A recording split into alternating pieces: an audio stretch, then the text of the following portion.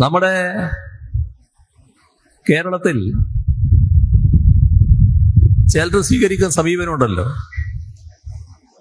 ഇവിടെ ഒരു പദ്ധതിയും ഇപ്പൊ വരാൻ പാടില്ല.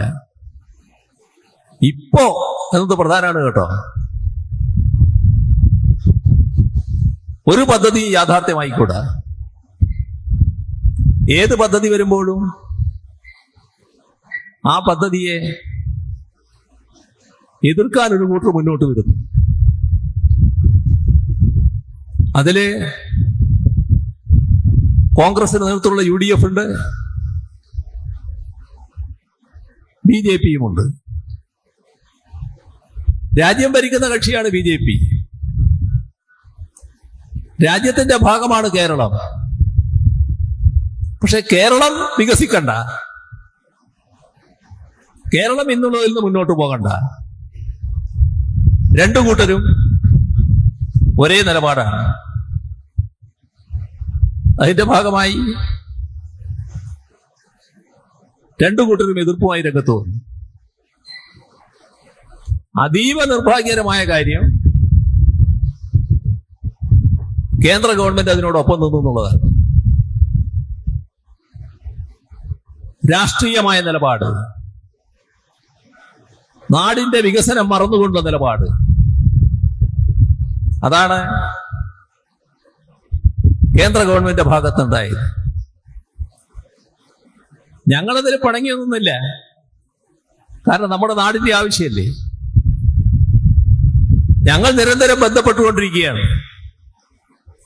പ്രധാനമന്ത്രി അടക്കം ബന്ധപ്പെടുന്നു, റെയിൽവേ മന്ത്രിയെ ബന്ധപ്പെടുന്നു, ഈ ആവശ്യം ബോധ്യപ്പെടുത്താൻ ശ്രമിക്കുന്നു. അങ്ങനെ ഇരിക്കുമ്പോഴാണ് ഒരു ദിവസം നമ്മുടെ ടെക്നോക്രാറ്റായ ശ്രീധരൻ വരുന്നത്. അദ്ദേഹം ഒരു പദ്ധതി മുന്നോട്ട് വെച്ചു. ആ പദ്ധതി പ്രകാരം മുന്നോട്ട് പോയാൽ കേന്ദ്ര ഗവൺമെന്റ് അനുമതി ഉണ്ടാവും എന്നാണ് അദ്ദേഹം പറഞ്ഞത്. ഞങ്ങൾക്ക് ഏത് പദ്ധതി ആയാലും പ്രശ്നമില്ല. ഞങ്ങൾ മുന്നോട്ട് വെച്ച പദ്ധതി ആയാലും ഇനി മറ്റൊരു പേരിലുള്ള പദ്ധതി ആയാലും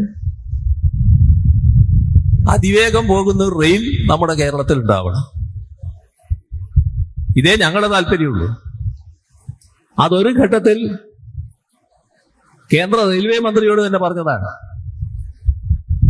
ഞങ്ങൾ മുന്നോട്ട് വെച്ച ഈ പരിപാടി, ഈ പദ്ധതി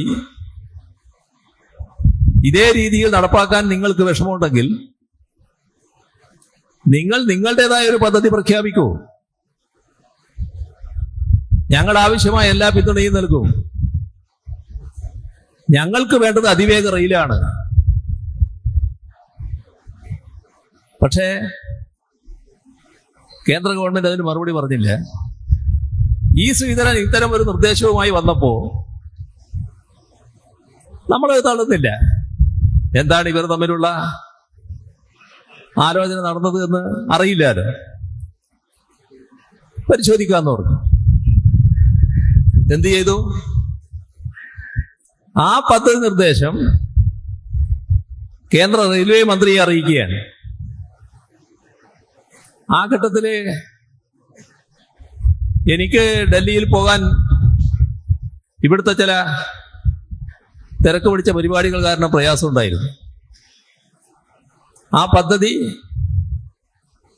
കേരളത്തിന്റെ പ്രതിനിധിയായി ഡൽഹിയിൽ പ്രവർത്തിക്കുന്ന ശ്രീ KB തോമസിന്റെ കയ്യിലേക്ക് എത്തിച്ചു. റെയിൽവേ മന്ത്രിയെ വിളിച്ച് ഞാൻ സംസാരിച്ചു. അദ്ദേഹത്തോട് പറഞ്ഞു, ഇങ്ങനെ ശ്രീധരന്റെ ഒരു പരിപാടിയുമായി വന്നിട്ടുണ്ട്. ആ പദ്ധതി നിങ്ങൾ അംഗീകരിക്കുമെന്നാണ് ശ്രീധരൻ പറയുന്നത്. ആ പദ്ധതി എനിക്കിപ്പോ വന്ന് നിങ്ങളെ ഏൽപ്പിക്കാൻ കഴിയില്ല. KB തോമസിനെ ഞാൻ അയക്കാം. അദ്ദേഹം നിങ്ങളെ വന്ന് കണ്ട് ആ പദ്ധതി രൂപരേഖ തരും. നിങ്ങൾക്ക് യോജിപ്പാണെങ്കിൽ അത് അറിയിക്കണം. നിങ്ങൾ യോജിക്കുകയാണെങ്കിൽ ഞങ്ങൾ ഞങ്ങളുടേതായ നിർദ്ദേശമായിട്ട് സമർപ്പിക്കാം.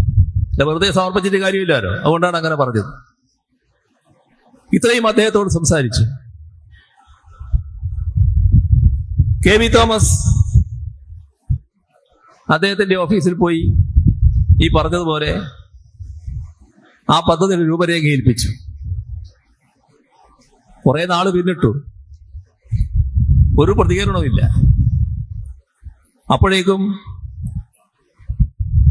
എനിക്ക് അവിടെ പോകാൻ പറ്റുന്ന അവസ്ഥയായി. ഞാൻ നേരിട്ട് പോയി റെയിൽവേ മന്ത്രിയെ കണ്ടു. ഏൽപ്പിച്ച കെ വി തോമസിനെയും കൂടെ കൂട്ടി. അപ്പോ റെയിൽവേ മന്ത്രി പുതുതായിട്ട് കേൾക്കുന്നത് പോലെ കേൾക്കുകയാണ്. ഒരു ധാരണ അദ്ദേഹത്തിനില്ല. അപ്പോ ആ പദ്ധതി അവരുടെ മനസ്സിലില്ല എന്ന് മനസ്സിലായി. ഞങ്ങൾ പിരിയുമ്പോ പറഞ്ഞ ആ പദ്ധതിയുടെ രൂപരേഖ ഒന്നുകൂടി നിങ്ങളെ കയ്യിൽ എത്തിക്കാം, വിശദമായി നോക്കിയിട്ട് നിങ്ങൾ അഭിപ്രായം പറയൂ എന്ന് പറഞ്ഞ് ഞങ്ങൾ തിരിച്ചു പോകും. അഭിപ്രായം പറഞ്ഞില്ല.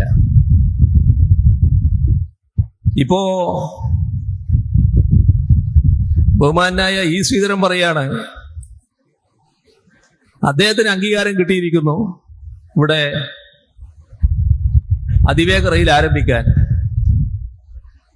അതിൻ്റെതായ ഒരു ഓഫീസ് പൊന്നാനിയിൽ തുടങ്ങുന്നു എന്നൊക്കെ പ്രഖ്യാപിച്ചതായി കണ്ടു. അത് അദ്ദേഹത്തിന്റെ കാര്യം, അതിനെപ്പറ്റി വേറെ കൂടുതൽ പറയാനില്ല. ഇതുമായി ബന്ധപ്പെട്ട് ഒരു പ്രഖ്യാപനവും കേന്ദ്ര ഗവൺമെന്റിന്റെ ഭാഗത്തുണ്ടായിട്ടില്ല.